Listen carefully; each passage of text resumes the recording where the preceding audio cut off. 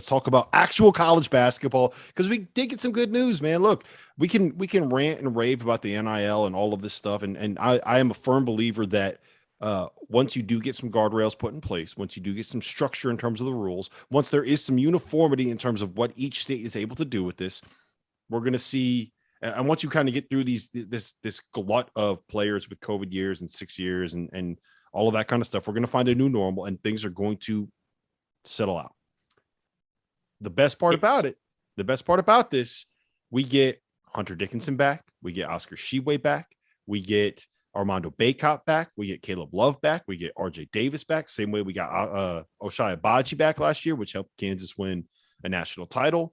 There's a lot of good about where we are right now. We need to figure it out. Like we need to figure it out to make sure that it runs a little bit better. But look, college basketball is in a good place when you have all of these stars coming back.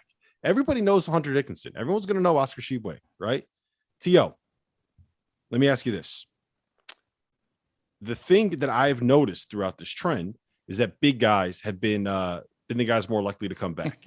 Yeah. And I had this conversation with someone the other day. It feels like at this point, the college game and the pro game has never been more different in the way that you have to operate to win.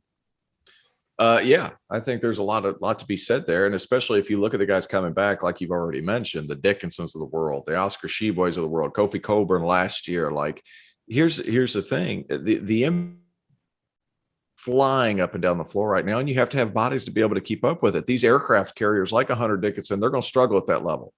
And if you're going to be fighting for a rookie minimum, or if you're going to be trying to get that second contract, when you're 23, 24, why not make that NIL money like Hunter Dickinson is able to do? Because he's not going to have that same kind of career. You've seen it over the past several seasons. Where's Luka Garza? Right? Like, he's in the NBA, but he two-way deal. I think he's on a two-way deal. He was with the Pistons for a while. He made a little bit of money, but not a little bit. Much. But I mean, not as much as he would have made wearing a Iowa Hawkeyes jersey this past year. Mm-hmm. Like, you know what I mean? Like, the NBA minimum, I'm wondering, are they going to raise the rookie minimum in the next CBA? Because I think that's a point of contention too. They probably won't. But at the same time, like, you can look at some of these things, like the incentive is to come back for some of these guys, and they can have more success playing at the college level. Look at Adama Sanogo. You think he would do well in the NBA? Nope. Not right now. Undersized, can't really move. I mean, I hate to say he is. And if you move him to that next level, he's going to have to guard twos, threes, and fours at the size he's at. Well, he goes to UConn. He can be really good in the Big East. Why not stay, have some success, and get your degree? And I think that's one big thing that a lot of people forget is that, hey, college degree isn't terrible. It isn't terrible. I'm lucky enough to have two of them right here. Like, a lot of people, I think, are starting to overlook the value of the college degree. And if you can make a little coin too, I think that certainly helps things. But mostly because you can make coin. Yeah. I mean, I'm with you on the degree part, but these kids are thinking of coin. Yeah, I know that. But I think the fact that we've de-emphasized the fact that how much money you make post-degree after everything's said and done, I think it's being wildly overlooked.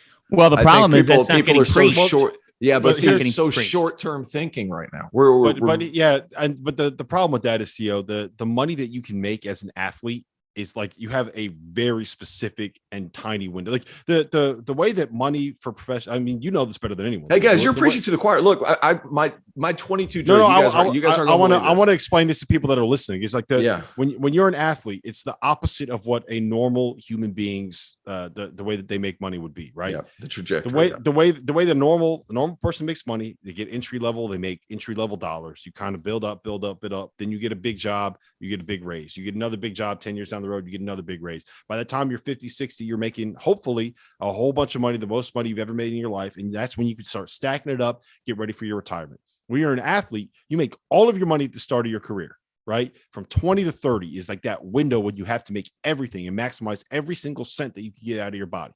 And then when you retire, you get back into, like, Greg Oden made however many $1 million, was a GA at Ohio State at 29 years old, right? To go back and get his degree. I was a GA at 29. Yeah, it's going back and having to finish. Opposite. It's the opposite schedule. So, like, I understand these guys trying to get every dollar that they can, and I hope people that are listening, like, that is why That is why they're trying to maximize it, because you have this ability that is worth six figures in a lot of cases.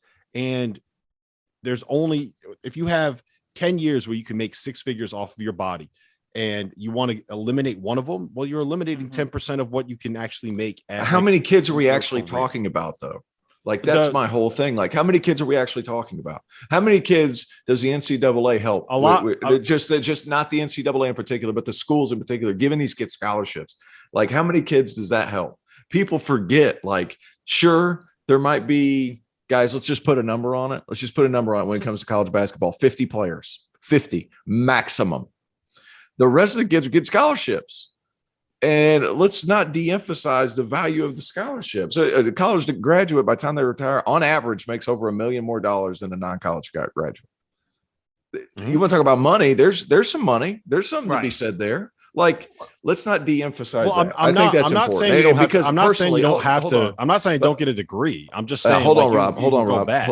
But here's the thing. Like, I de-emphasize my degree. I didn't make millions of dollars overseas. I made a fair enough living, six figures, sure. But like, I de-emphasize the value of the piece of paper, and I hate it. Now, I also understand, like, you can make some money. My number 22 jersey, you guys aren't going to believe this, it was the second highest selling jersey in the state of South Carolina my sophomore year, going into my sophomore year after my freshman year. I believe that. You know who's number one? CJ Spiller.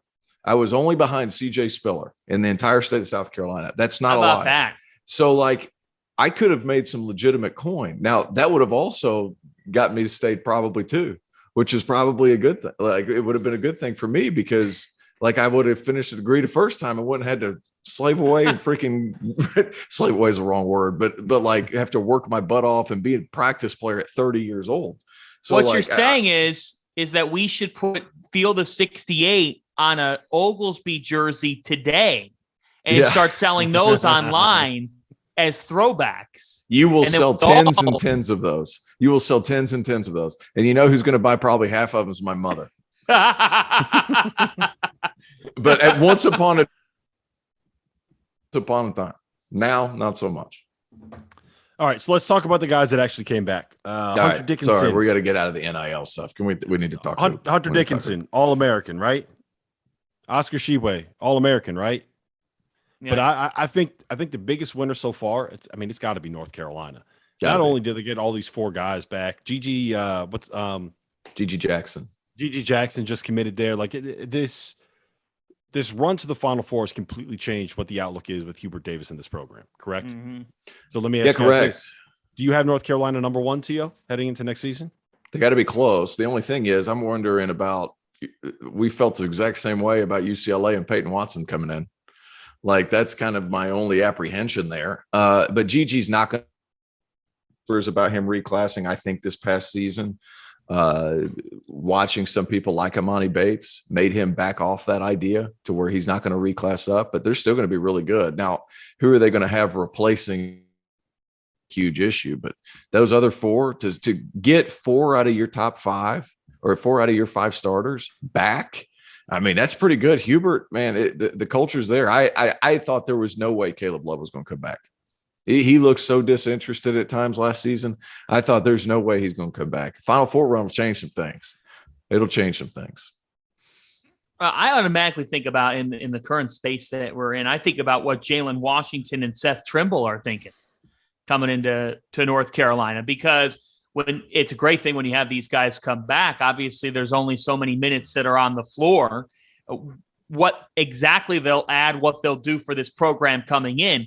Here's the thing, though. To me, you can both say that Carolina is giving you the UCLA vibes, but you also have to acknowledge how difficult it is to make a repeat Final Four national championship game appearance. Right. It's really hard. It's really hard. There were periods where we thought Baylor could win it all. They got injured. You can't control that type of thing. And I actually think it's interesting because on my bracket, I had UCLA making an Elite Eight run. I think in another bracket, I thought that they could potentially go to the Final Four. Who'd they bow out to? Well, they bowed out to Carolina. The point is, you never know who you're running into in those 3 weeks in March. So Can North Carolina go back to a Final Four and make the national championship game? Hell yeah, they can. And that's going to be the expectation heading into this year. And they could be the number one team in the country. Does that mean they will? I would go to my local Bet Rivers book. And if there were a prop on this, I would say no, because it is that hard. And psychologically, guys, they took on this role of being the hunter. This is going to be so different for them. They're not sneaking up on anybody in this upcoming season and in the NCAA tournament. And their level of publicity, Carolina always gets a lot of buzz. It's going to be even more so, especially in the first season without Kay, in a time for college basketball where the people that are running TV production units are going to be looking for any storylines. Carolina's going to lead in the buzz category heading into next season. Absolutely. So for me, I always look at things from a standpoint of it's really hard to duplicate success in the sport of college basketball. Carolina's had a lot of success over a long period of time, but do I think that this team is going to stay at the same level? I don't know about that, because I thought that a bit of their success was lightning in a bottle that worked out for them, and they made it all the way to the national championship. They have talent, but talent doesn't always end up being the deciding factor come March. So it's hard to define what's going to happen in March Madness when you don't know what that team's going to be going through heading into that NCAA tournament. Still going to love the pieces. Still going to love the pieces. You and can I think love Seth the pieces. Trimble's, yeah, Seth Trimble is, I don't know. We saw him last year at Peach Jam, Rob, but like elite quickness. He's not RJ Davis yet, but he's a pretty good player. And both their freshmen coming in are very, very talented. They haven't added anybody in the portal, correct?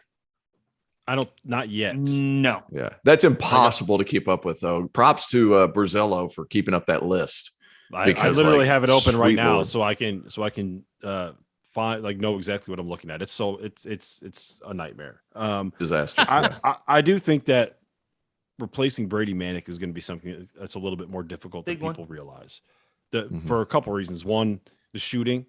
That's the reason why they were able to do what they wanted to do, is because they had a guy that was 6'10", that was pretty tough, right? Mm-hmm. Not a great defender, but a good enough defender that could space the floor. And not having that guy next year, I think, is going to be something that they need to figure out. So maybe it's Puff Johnson. Maybe he's the answer. Maybe it's Kerwin Walton. I don't know. I don't know anything about Jalen Washington. Do you know anything about him, T.O.? Big body, more of a traditional big than he is. Somebody who can step out, but that's not really what he does. Maybe they'll transform him into that once it gets to campus. But as of right now, no. Yeah. So Seth Trimble will be good. And I think that it will be helpful for him where he plays a little bit behind Caleb Love and RJ Davis, and he doesn't get thrown directly into the mix, right? He'll have time to be a 15-minute a game guy coming off the bench, and then next year step into a starting role. So I think that will be a good thing for him. As far as like the UCLA thing, like they were really good this year, right? They were a really good team this year. They finished second in the Pac-12 despite dealing with a whole bunch of COVID issues, despite having a stretch where they were shut down for like a month, right? They had a 2-week stretch where they didn't have fans in their arenas. Like they had such a weird basketball season and a bunch of injuries. Like Jaime Jaquez was never really healthy. Johnny Juzang was dealing with some of his own stuff. So to end up being a 4 seed with all of that hanging over their head, it's not a bad thing. It's not. No. That's not the worst result. And we're also talking about a Final Four. Yeah, you got to be lucky too. Sorry, go ahead. Be lucky a little bit. Kansas got lucky along their way to a national championship, and there were a couple of times where if a possession went one way or another, things might have crashed and burned for Kansas. Facts are facts. So look, this. It's always fluid. It's always fluid. Is Carolina going to be good? You bet they are. That team's going to be loaded up. Replacing Manick is hard, but they have enough coming back, and Baycott's just a beast that if they get any semblance of backcourt rhythm, they're going to win a lot of games. A lot of games. Yeah, I still think it's fascinating how the NIL money is. I just think it's really going to change what college basketball is compared to the NBA. I think it's only going to make the difference between the games more drastic. And I saw JJ going to focus more on the bigs. Kind of Yeah, like what You we know what? alluded to earlier. I have a question. I have a question for both of you. Is there any program and coaching situation with more pressure on them in college hoops heading into next season than the Kentucky Wildcats? I mean, John Shire. Yeah, I'm I telling don't you, know, though, but he's going to be if it- given a certain amount of leash. Like Shire's going to be given a certain amount of leash because it being his first year, he does have a lot of talent, but like Calipari, they need to make a run next year in the tournament. In my honest, I think that they will. I feel. Yeah, I I think think that they okay, will too, but then when you say that they will, then they have to. yeah. I think this season was a little bit more difficult than people give them credit for. Like Kellen Grady was banged up at the end of the year. Severe Wheeler had 1, maybe 2 concussions. Ty Washington's ankle was never healthy, and he was dealing with some off the court stuff by the end of the season. And they reached a point where they were not the same team that they were. And once you take the guards away from that group, then it's kind of like if you're relying on Oscar Tshiebwe, who look, he deserved National Player of the Year. That dude is a role player. He is the best role player in college basketball, but his job was go out there and get a bunch of rebounds. You don't run stuff for Oscar Tshiebwe, right?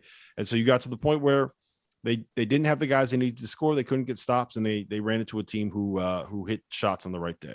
Next year, they got Kason Wallace coming in, who's a stud. Antonio Reeves transferred in from Illinois State with Severe Wheeler back. Quick. CJ Frederick back. They got shooters.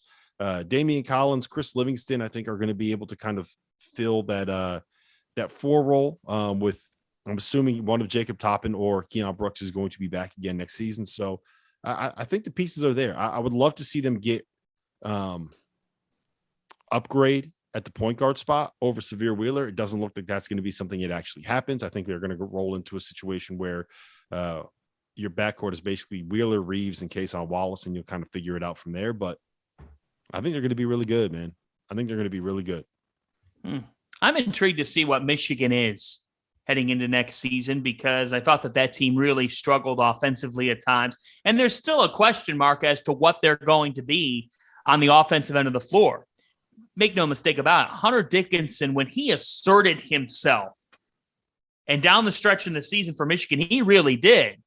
When he asserted himself and just took on that role of saying, I'm going to be that dude, it changes everything for Michigan. It changes everything in the landscape of the Big Ten.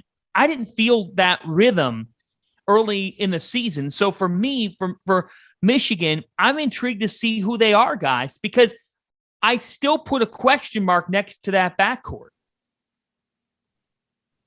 Right? Yeah, you're right. You're right. So I'm interested to see what happens with, but I do love the fact that we get these guys back. And I love the fact that, and so then there you go. We started this talking about NIL and the different problems with it. There still is a lot of good, and it still was something that had to happen, and we wanted it to happen. Nobody's against it. Anybody who is silly and stupid. But there's got to be a better way to exactly go about there has to be some kind of structure, and we can put the ball in it, and we can wrap it up with this. There has to be some kind of structure in place to be able to make this work at a level that it is not currently working right now. Because it's too crazy. And at the end of the day, I'm all for player movement and player empowerment and player rights and all that. But the long-term future of the game will be better when you can kind of get some more consistency and stability with the rosters where these players are not incentivized to put their name in the portal just because they can go find more money elsewhere. Find ways to get them paid and allow them to maximize the money that they get coming into their pockets, while also going back to the school that you just played for, because that level of consistency and the relationship that you get with a guy as a fan watching someone develop 2, 3, 4 years in your program, I think is a good thing for college athletics. That's how you get people to connect. That's how you get people invested emotionally into those programs. And when you're invested emotionally, you're going to be invested financially, and you're going to watch and you're going to pay attention. And that is good for everybody involved. So I think we could put a ball on it with that. Listen, this has been fun. We'll be back again, maybe next week, maybe the week after. I don't know. It's all going to depend on when T.O. over here is, when he's making his trips he's going to Turks and Caicos next week. He's going to I'm Fiji done for a little while. I'm going to that. Sweden for the month of June. We're going to have to do shows when I'm in Sweden. Yeah, we'll figure it out. We'll make it work, T.O. I had to get my wife is born and all her family's there. We haven't been there in 3 years because of the pandemic. It's time to go. So we needed to go. So we're going to go for a little time there. So I can still do my work from over there. So it'll be good. Perfect. All right, guys, this has been fun. Remember, subscribe, rate, review, like this video if you're watching it on YouTube. Do all of that stuff that makes us happy as podcasters. It really does help the channel. It helps our networks, and it helps more people find this content. So for John Fanta, for Terrence Oglesby, my name is Rob Doster. See you again next week.